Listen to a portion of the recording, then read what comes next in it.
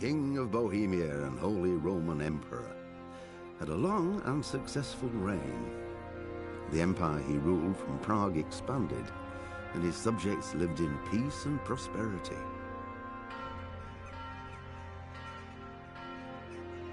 When the emperor died, the whole empire mourned. More than 7,000 people accompanied him on his last procession. The heir to the throne of the flourishing empire was Charles's son, Wenceslas IV, whose father had prepared him for this moment all his life. But Wenceslas did not take after his father. He neglected affairs of state for more frivolous pursuits. He even failed to turn up for his own coronation as emperor, which did little to endear him to the Pope. Wenceslas the Idle did not impress the imperial nobility either. His difficulties mounted until the nobles, exasperated by the inaction of their ruler, turned for help to his half-brother, King Sigismund of Hungary. Sigismund decided on a radical solution. He kidnapped the king to force him to abdicate, then took advantage of the ensuing disorder to gain greater power for himself. He invaded Bohemia with a massive army and began pillaging the territories of the king's allies. It is here that my story begins.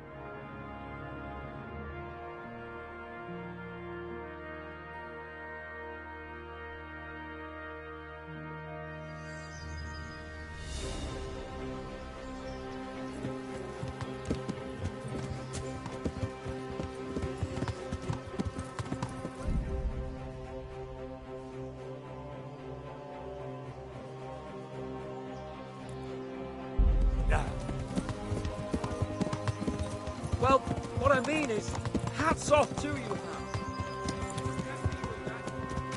Truth is, I didn't think much about it. I just felt I had to do it.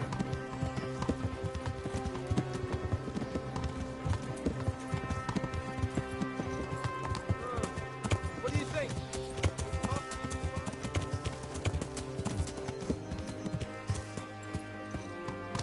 Yeah.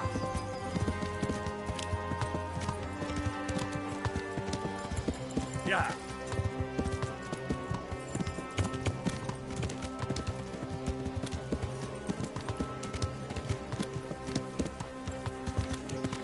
What do you mean?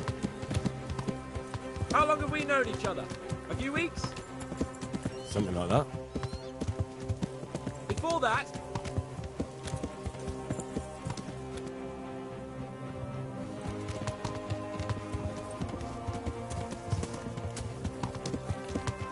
What should I say to him? Don't worry. It'll come to you. You'll see. Well, I just hope he'll be there. Alive.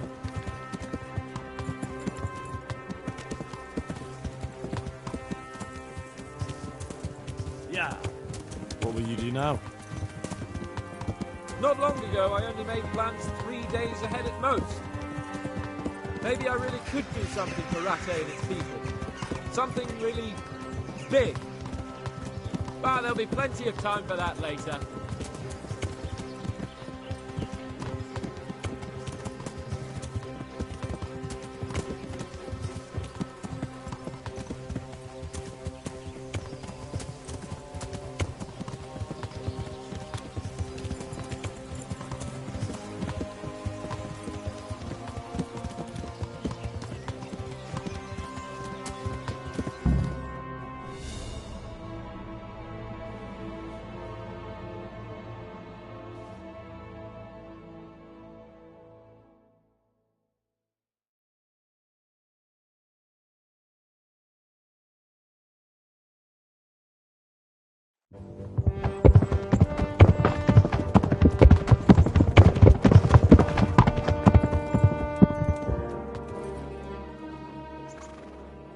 There's no sign of them. Move on.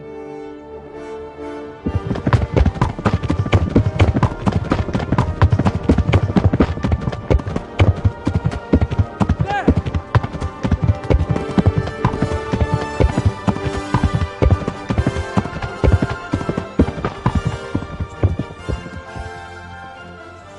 I'm glad to see Istvan kept his word, sir. Not half as glad as I am, Your Grace. Well, we kept our word too. And now Toth has had his head start and he's fair game. Which way do they go? To the north, but I would be careful, Sir Hans. Fear not, Your Grace. I have twice as many men as he. Well, I won't keep you any longer. I'm sure the two of you have a lot to say to each other.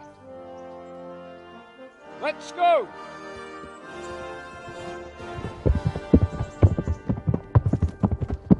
You all right, Father? I am. They treated me quite decently. Although they did steal my horse, so I'll have to go back on foot.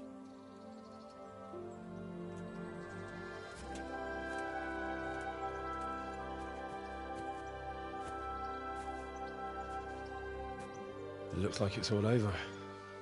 Not by a long shot. It won't be over until we get this mess cleared up. We catch that bastard. How could we let him go? Would you rather we killed him? Even if it meant Lady Stephanie and I died too? No, of course not. But what was to stop us from killing him after the exchange? Honor? Honor? If the word of honor of a nobleman could not be trusted, then he would never have agreed to the exchange. And where's the honor in abandoning your son? You know how it is. We were young. It happened. And I couldn't marry a commoner. Then your father, Martin, came along and took care of both of you. He knew it. What? That I was your father? Certainly. He was a great man. He took you as his own. And always kept an eye on you. Of that you can be sure. I know so little about his past. He told you nothing. Oddly enough, even though you don't have his blood, you're very like him. When he was around your age, he became bored of his trade and set out to see the world. He lived through many adventures, even fought in a war. In a war? Yes, in Poland, I believe. And I don't think he cared much for it. That's why he wanted me to stay at home. He spent some time in Prague, then settled in Kuttenberg. But it seems he quarreled with someone there and finally ended up here. You know the rest. I loved him, but even so, I somehow always had a feeling I didn't quite fit in. It was in your blood, I suppose.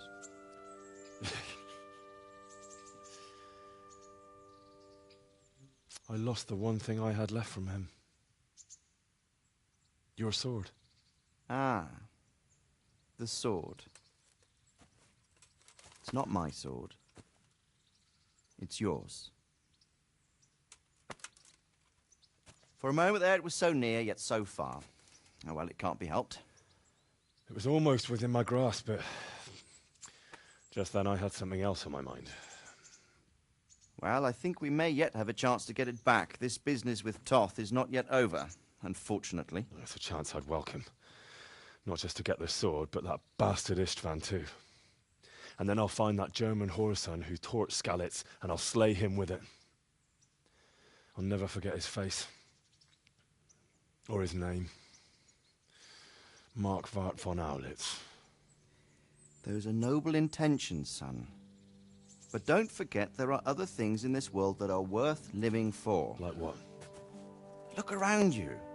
Blue skies overhead, green grass underfoot, beautiful girls. Good wine, a few good friends, and a fine steed under your backside. Those are things worth living for. Though I can't deny that swine who killed your mother must pay for what he did. But it's better not to dwell too much on that at the cost of those other things. On the subject of steeds, I think we'll have to ride like the Knights Templar. How's that? 2 up. One day I'll tell you how they got their seal. You can take the front.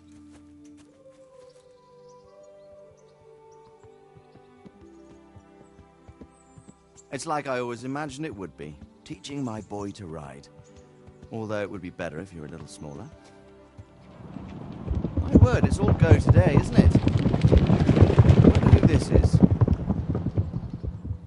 I think I know. It's Margrave Jobst.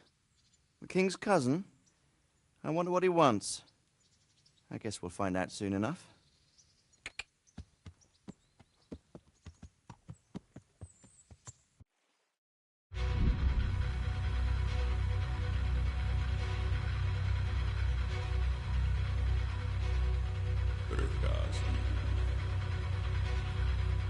Město mě vřele vítá ve svém nitru.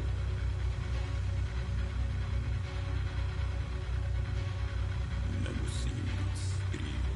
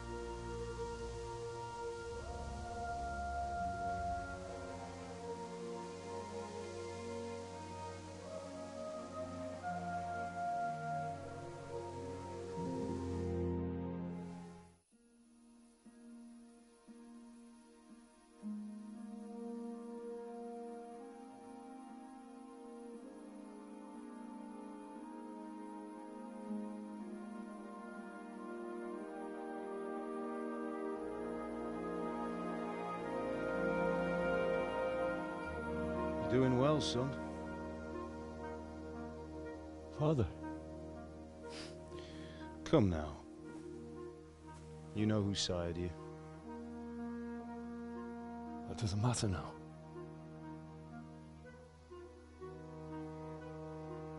I miss you and Matt. I miss you very much. You'll be fine. We're proud of you. For what?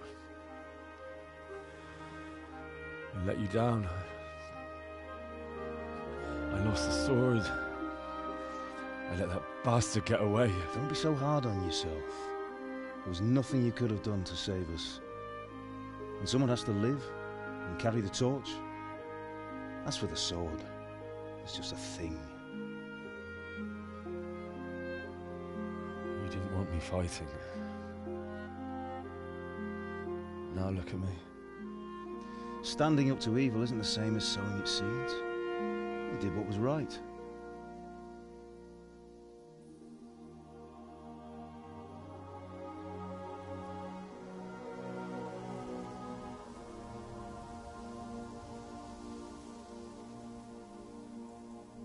I have to leave you now. Oh, please. You know I can't stay.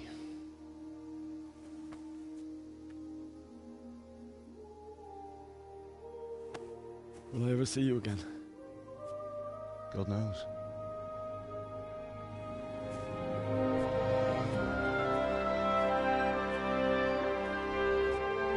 Make her proud. Don't go.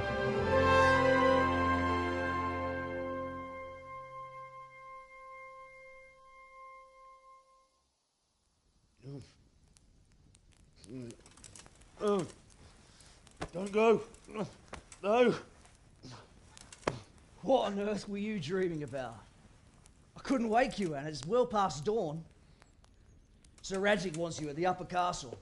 The lords are in council with Jobst. Right. I'll go straight away.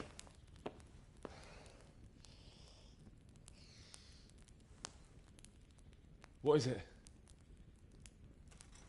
It's just... I don't know how to address you anymore. All of a sudden you're Sir Radzig's son, hobnobbing with lords and ladies. And here's me, as common as muck. Oh, give over, you idiot. Do I look like a lord to you? Not really. You're as much a lord as I am a nun. And I've never looked good in a habit. Get out of here! Or I'll have you clapped in the stocks.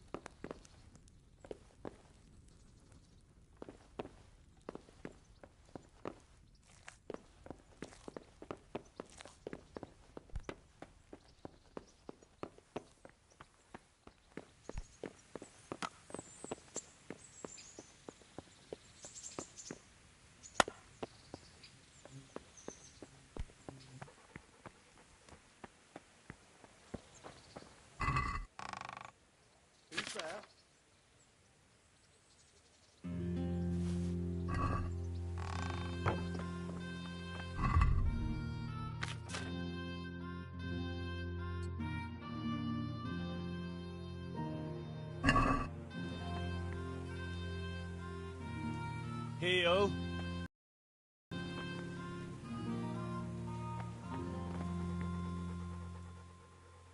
There's the girl. That's my... Look what I've got. You'll love...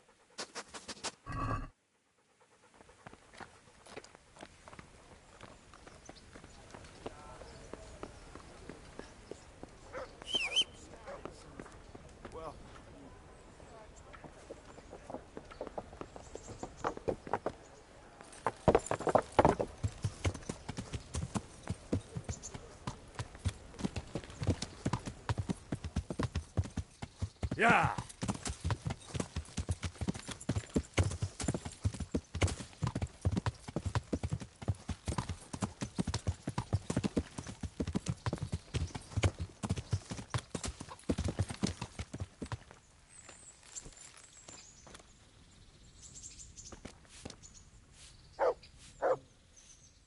God be with you.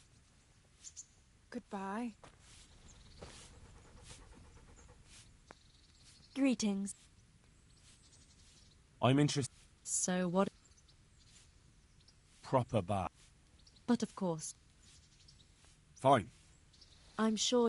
God be with you.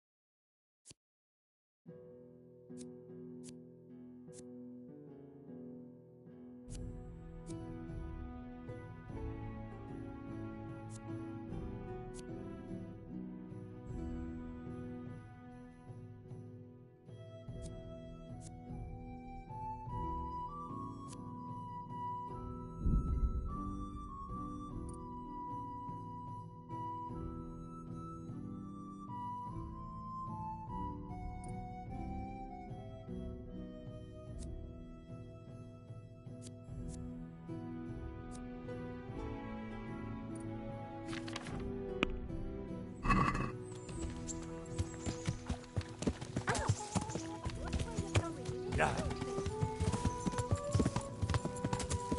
Yeah.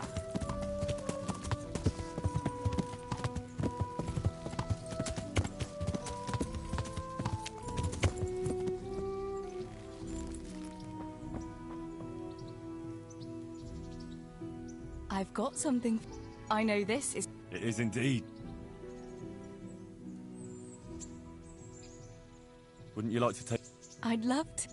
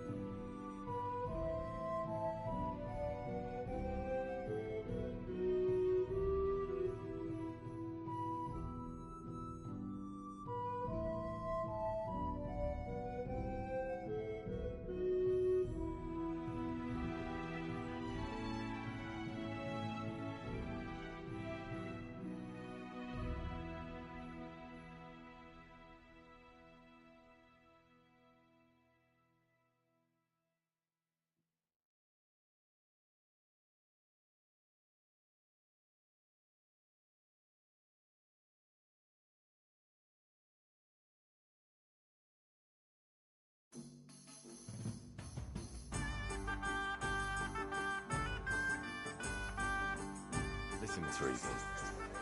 There's something I ought to tell you. What is it? What's troubling you?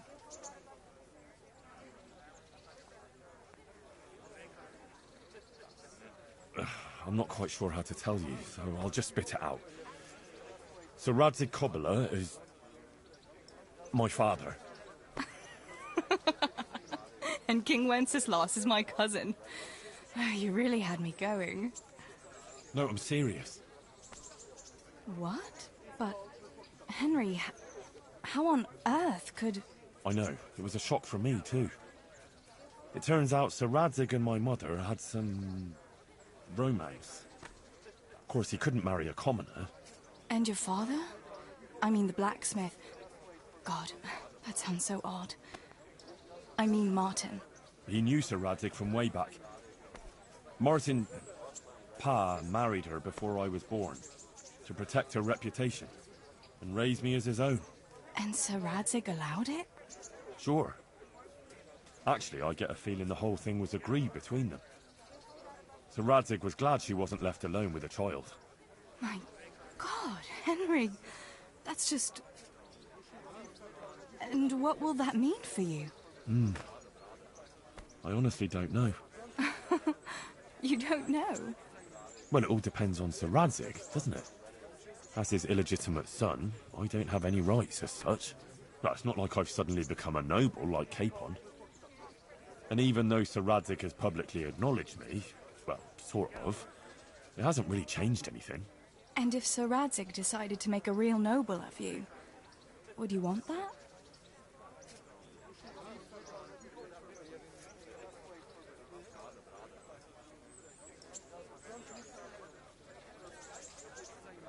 Me become a noble?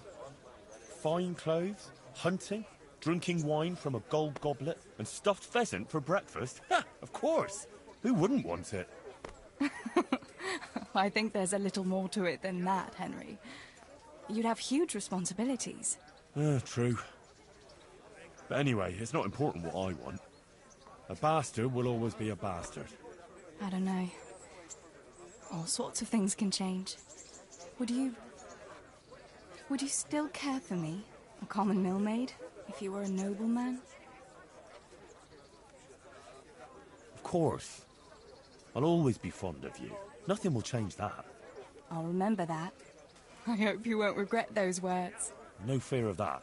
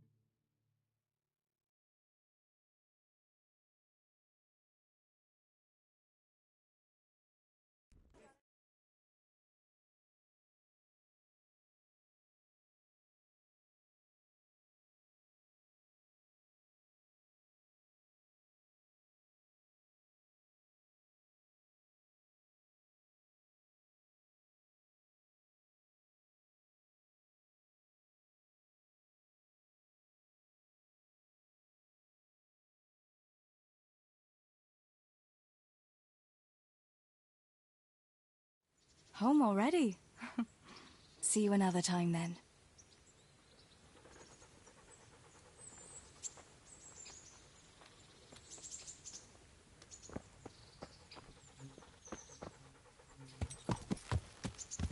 Yeah.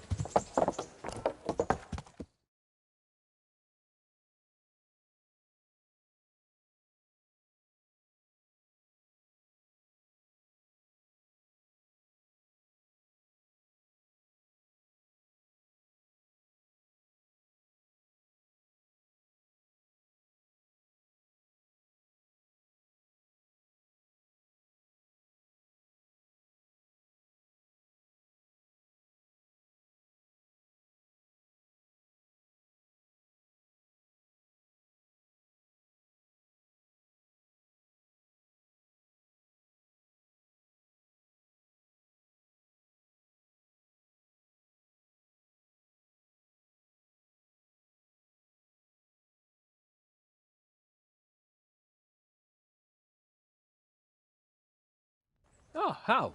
Are you going to the meeting with Margrave Jobst as well? I am. What about Istvan? I assume... That we didn't catch him? No. Because if we had, you'd be the first one to know. Have no fear.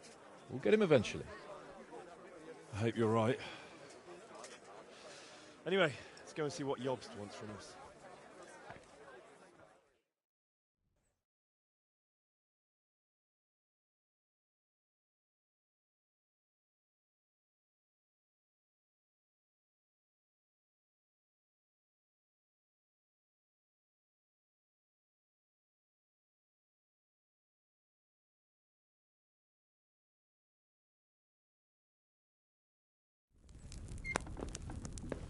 My lords, Christ's blessings on you all. And on you, Lord Capon. And this is my son, Henry. I didn't know you had a son, Sir Redzig.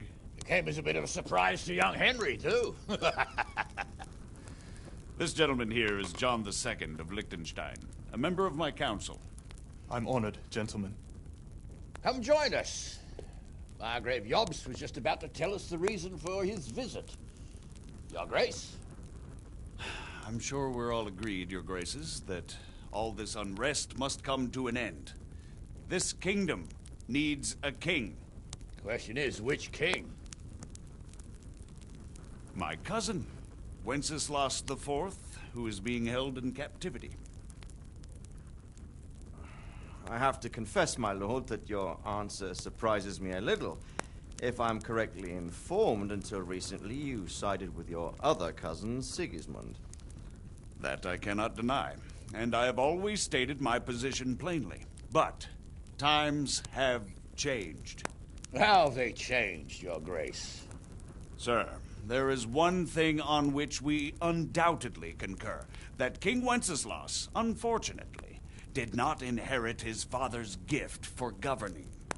Sadly, his failures have cost Bohemia, the nobles, and our whole Luxembourg family a great deal of money and effort. How did the king let it go so far, damn it? It's in his temperament. He cares only for wine, women, and the hunt.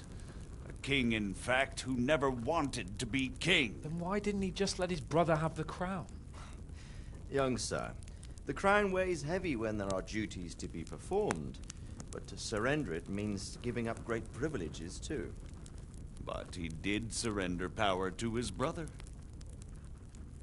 When things started getting out of hand, Wenceslas appealed to Sigismund for help in restoring order. What, you're saying Wenceslas invited him here? This is starting to make my head spin.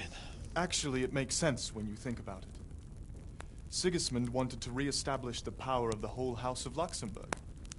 He thought if he helped Wenceslas win the imperial crown, in return his brother would help him become the king of the Romans, and leave the actual reign of Bohemia and the empire to him. Sigismund would govern, while Wenceslas could carry on doing what he was best at, enjoying the life of the imperial court. Why wasn't Wenceslas crowned Holy Roman Emperor long ago? He was already elected king of the Romans. All he had to do was go and let the Pope put the damn imperial crown on his head. Who knows? Maybe he'd prefer hunting and consorting with bathhouse wenches to spending time with the Pope. Well, so would I must admit. Sigismund's plan seemed sound enough, but it didn't quite work out, did it? It worked for a while. He and his brother reached an agreement. Sigismund took over administration of the kingdom and began planning Wenceslas's journey to Rome for the imperial coronation.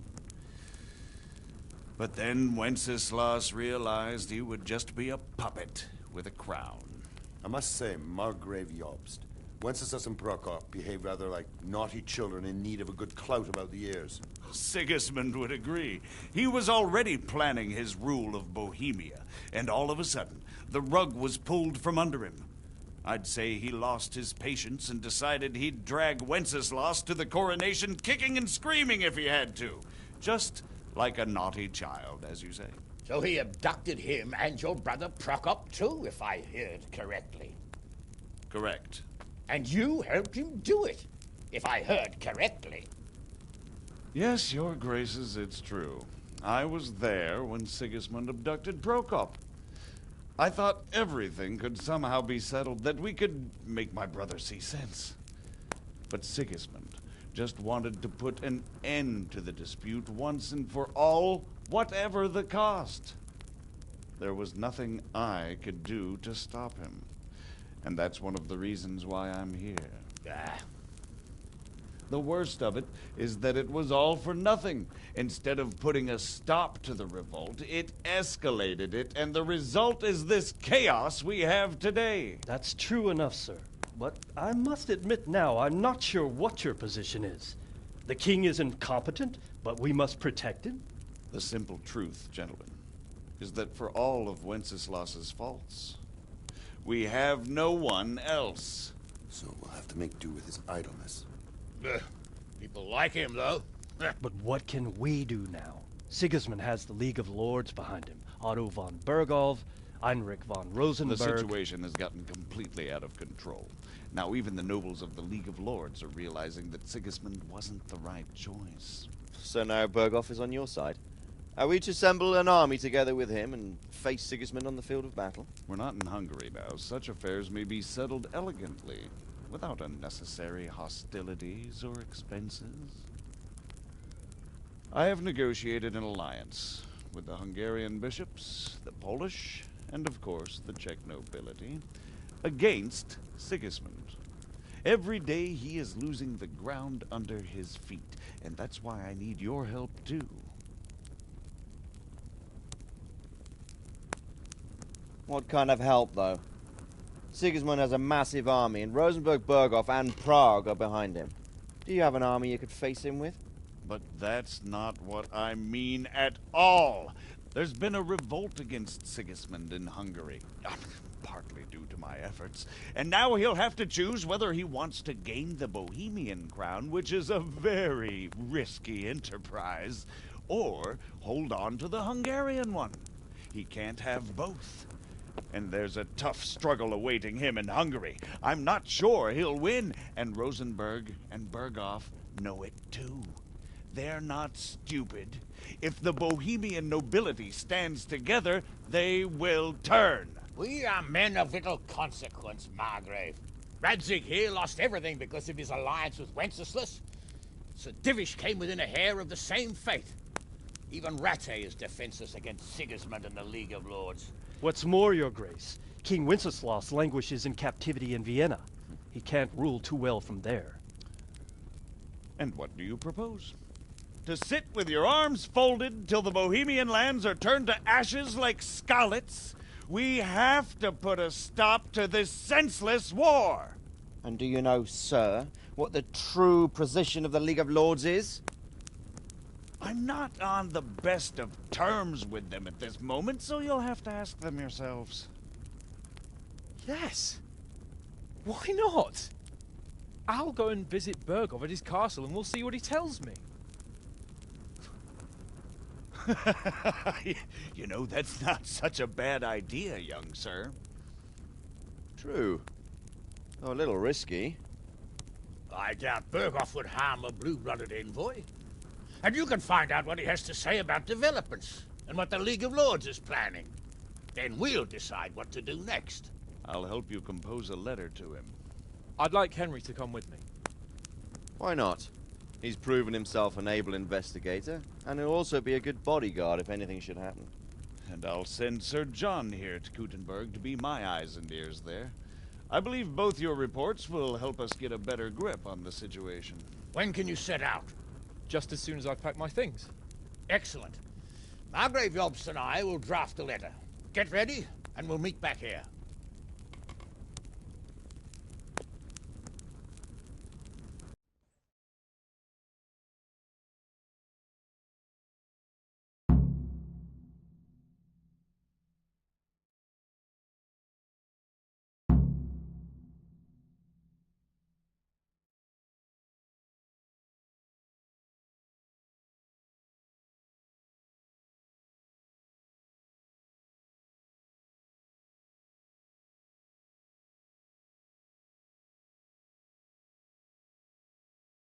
But we have to ask in a way that won't leave Sir Capon being run out of the castle with a whip. Exactly. How about writing that you're concerned about current events and that you want to see things settled peaceably, and then ask the opinion of the League of Lords? Very well said, sir. And what they want to do about freeing King Wenceslas? Whether they think... So, it looks like you're off on a mission. Yes, I can't wait. I don't want to dampen your spirits, my boy, but watch out. These are evil times, and who knows what can happen along the way. Not to mention that Bergov is no saint. Don't worry. I know. You've shown you can fend for yourself, but do take care. You'll be traveling as Lord Capon's bodyguard. You'll be there to make sure nothing untoward happens to him. Keep your eyes peeled and your ears wide open. What Bergov tells you is one thing, but what you see may be quite another. Rest assured, Father. And don't get embroiled in anything else. Just hand over the letter, hear out his reply, and return. Yes. Very well. Bergov is at Trotsky Castle. I think you'll find it quite an eye-opener. It's one of the finest castles in the land. It's 3 days' ride from here, so unless you hit a snag along the way, you'll be back soon enough. Any questions? I'm getting a bit lost in the Luxembourg lineage. It all seems a bit too tangled. The Luxembourgs have ruled the Empire and Bohemia for almost 100 years now. Emperor Charles brought this land to prominence. When he was in power, things had never been so good. Wenceslas and Sigismund are his sons, but by different mothers. Jobst and Prokop are their cousins. They were entrusted with governing Moravia. But instead, they've been in a bitter armed feud for years, and now Sigismund's fallen out with Wenceslas. Wenceslas also had another brother, the youngest, John of Görlitz, who was most probably poisoned. They seem like a hot-blooded lot. It's hard to keep up with their affairs, since they tend to change their alliances from one day to the next. Who is he really, this Jobst? The cousin of King Wenceslas. He's the Margrave of Moravia. I admit I don't know what to make of him myself. Until recently, he was allied with the League of Lords. For a time, he even served Rupert of the Palatinate against the king. And now suddenly, he's reversed his position. I don't know what led him to do it, and one can't help being suspicious. It's best to keep a watchful eye on him. But he really is the leader of the resistance against Sigismund these days. We'll just have to see how it all turns out.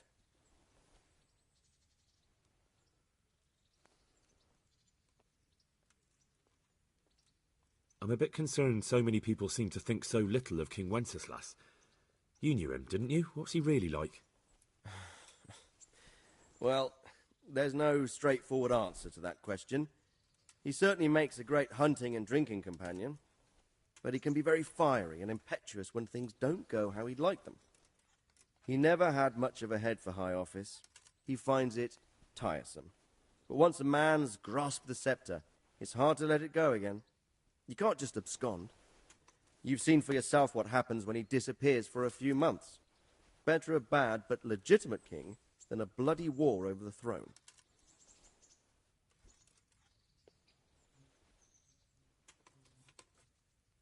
Who is this Prokop that Job spoke of? Jobst's brother, the king's cousin. He and Jobst warred over Moravian supremacy for years. Then they were allies for a while, betrayed Wenceslas and sided with Rupert of the Palatinate. But after Sigismund abducted Wenceslas, Prokop fomented a revolt against him, and Sigismund had him captured. Politics. Make of it what you will. I, for one, can't make head or tail of it most of the time. I don't know all that much about Sig. He's the king's younger brother and king of Hungary in his own right. 7 years ago, he led a crusade against the Turks and was defeated at Nicopolis. Some say it was due to the recklessness of the French knights, most of whom were mercilessly slaughtered. Sigismund is ambitious and capable. He might well make a better ruler than Wenceslas, but he's arrogant, and to our misfortune, brutal. Not long ago, he himself was held captive by the Hungarian nobility. They dislike him as much as some of the Czech and German noblemen do his brother Wenceslas. Ironically, Wenceslas joined forces with Jobst to liberate him. And now this is how Sigismund repays his brother. There's no doubt about it, God does move in mysterious ways.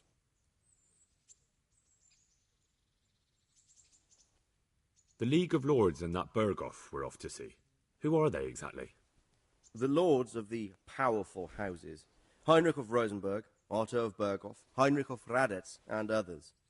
They're unhappy with the way their influence declined after Wenceslas surrounded himself with the lesser orders of nobility. They abducted the king years ago and made him bow to their will. They got away with it that time, and now they've joined forces with Sigismund and done it again. But now it seems that Sigismund's behavior is starting to rub them up the wrong way, so they may well be thinking twice. We'll see what Berghoff has to say. Rupert of the Palatinate. That's a name I hadn't heard before today. Rupert is the Prince-Elector of the Palatinate. What's a Prince-Elector? The Prince-Electors are dignitaries of the Holy Roman Empire who have the right to elect the King of the Romans, who would then be crowned Holy Roman Emperor by the Pope. Rupert took the title for himself with the help of 3 other Prince-Electors, even though Wenceslas had already been appointed. Some of the nobility in the empire recognized Rupert's claim, but when he went to Rome to be crowned emperor, it turned into a fiasco. Now he's doing his utmost to get Wenceslas to acknowledge him, but so far without success. So, now we have 2 kings of the Romans. Jobst sided with Sigismund for a while, but now he's switched allegiance. He seems to do that quite a lot. That young man, Sir John of Liechtenstein. Why is he here? The Liechtensteins are a powerful Austrian family with estates in Austria and Moravia. Sir John sits on Jobst's council. Since the king's being held captive in Vienna, I suppose it makes sense to have a powerful Austrian house as allies. It could be very useful. That's about all. Very well. Take the letter from Sir Hanush. And good luck, son.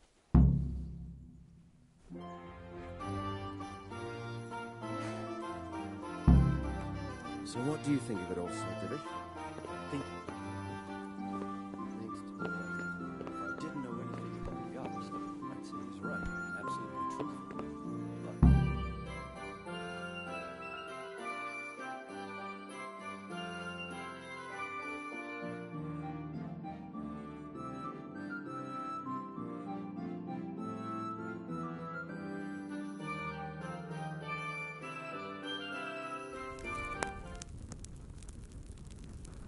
I believe we have written it well, gentlemen. Without a doubt. No one could deduce from this whether we are Sigismund's allies or foes. I must travel back to Brno now, but soon I will go to Brandenburg and I will stop here on the way back. By then, Sir Capon should be back and we can discuss how to proceed. Right. Before you leave, my lord, there is one thing that gives me no rest. Why did Sigismund come as a foe? It makes no sense. If I may, sir, I think I can explain. Oh, please enlighten us, young sir. I live not far from Hungary, where Sigismund reigns. It is a savage country, and the constant war with the Turks has hardened the people. They need a monarch with an iron hand. So when Sigismund felt the wind of revolt, he reacted as he would at home. Only what works on the Hungarian nobles does not work here in Bohemia. Bringing order is one thing, but slaughtering and pillaging with a horde of barbarians quite another. What purpose does that serve? But Sigismund did give the Bohemian nobles a chance to take his side. It was only when they refused his ultimatum that he lost patience and took to the sword. As for the barbarians, he could afford nothing better. The Hungarian nobility would gain nothing from joining his campaign in Bohemia.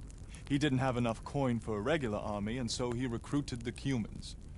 What he does not pay them, they make up for in plunder. But in the end, he didn't have enough to even satisfy the Cumans. That's why he raided Gutenberg and Skalitz. He wanted the silver. That makes sense. My lords, how's the letter coming along? It's done. Then we can be on our way. Now remember what we said, boy. All you have to do is deliver the letter, listen to the answer, and come back here.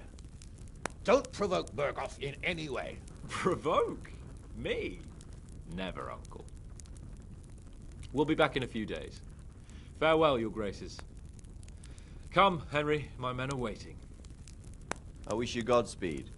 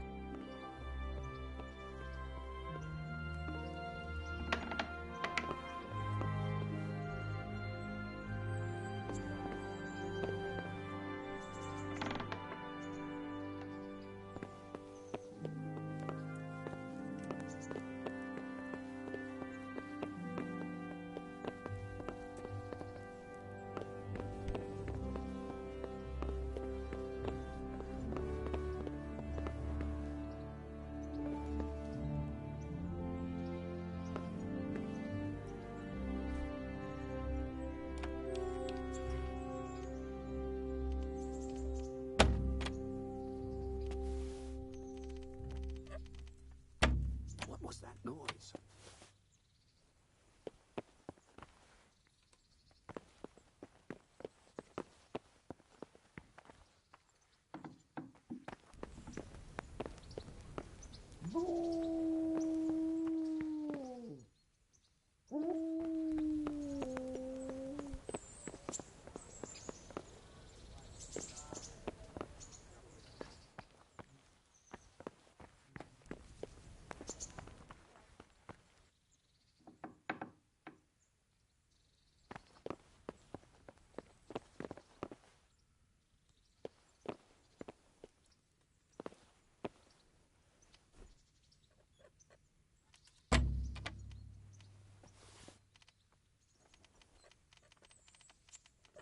What the hell was that?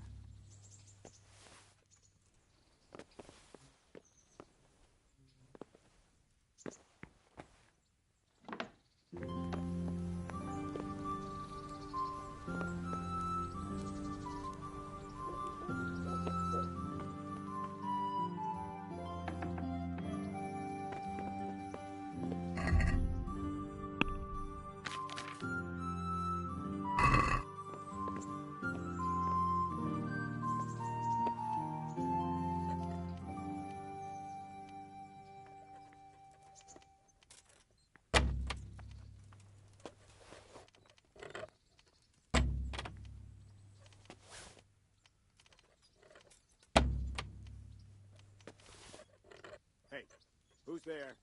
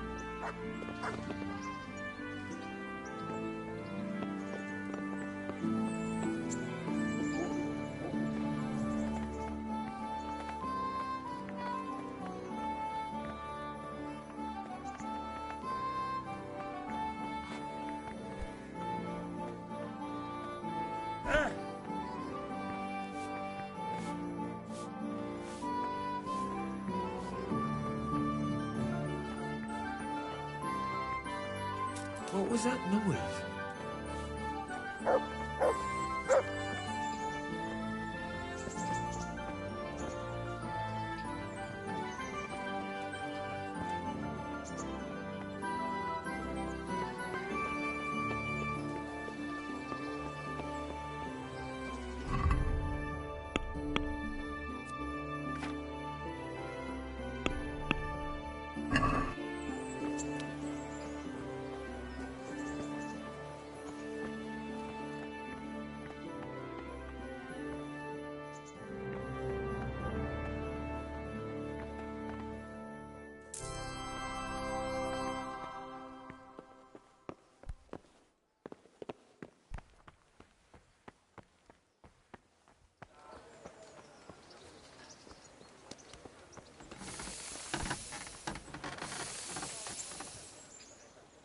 Good health, dear. I heard that... I don't know anything... Really? Really? Take care now.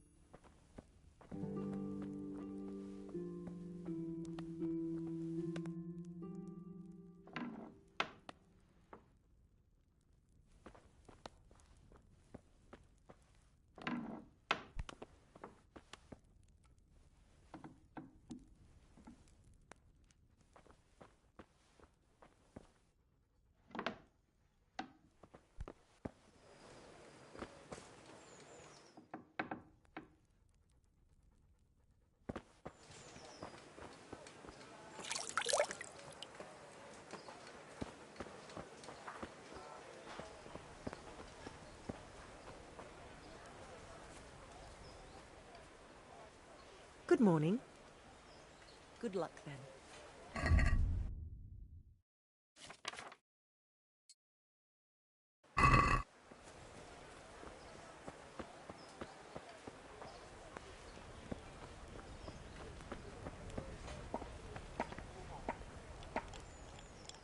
Jesus Christ. Do you know if there's... Good boy.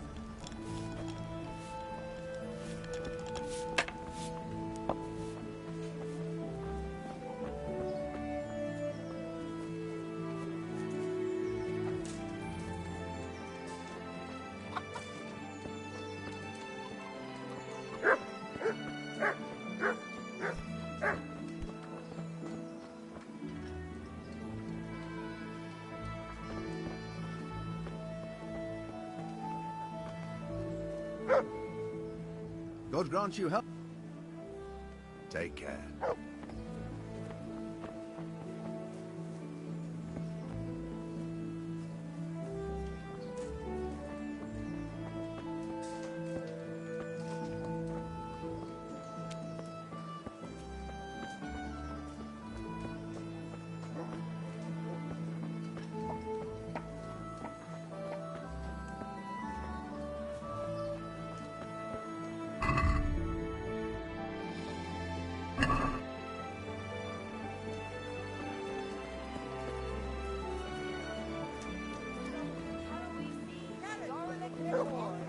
You'll find it nowhere else. That'll make you cry and garlic that'll keep evil spirits at bay.